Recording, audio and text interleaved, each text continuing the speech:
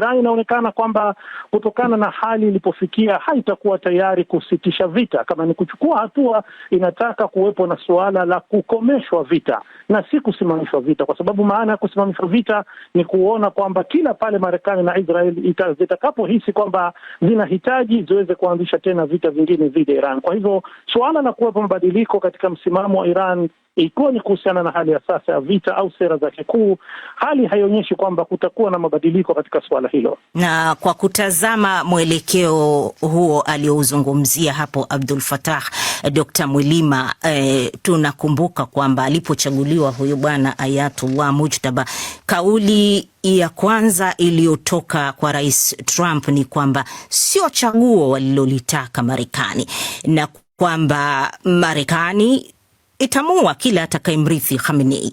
Kwa nini labda unafikiri Trump aliweza kuyasema haya bila hata kumumunya maneno na jumuiya ya kimataifa ikakaa kimya? Inatoa tafsiri gani? Nadhani Trump alitoa maneno haya kwa sababu ya uoga. Kama tunavyofahamu, huyu Mujtaba Khamenei ni mtoto wa Ayatollah Khamenei aliyeuliwa. Kwa hiyo kulikuwa kuna uoga hapo wa kulipiza kisasi, na tunajua kabisa kwamba kati ya watu waliouliwa sio tu baba yake, lakini pia kulikuwa kuna mwanae, kulikuwa kuna ambaye aliuliwa, kulikuwa kuna dada yake. Kwa hiyo hiki ni kitu ambacho Marekani ilikuwa inahofia kwamba kama huyu ndo angepewa nyadhifa, ina maana atakuja kulipiza kisasi na hali ingeweza kuwa mbaya zaidi. Kwa hiyo ndo nadhani ndo maana ikafanya kama Marekani kuona kwamba hawataki, na kitu ambacho kinashangaza sana saa nyingine ukiangalia hizi nchi za magharibi, baada ya kufanya vita kama hivi na kuvamia nchi nyingine, pia unataka watu wachague kiongozi ambaye ataendana na maslahi ya Marekani. Hadi saa nyingine mtu unasikiliza statement kama hizi unajiuliza, hivi kweli hawa viongozi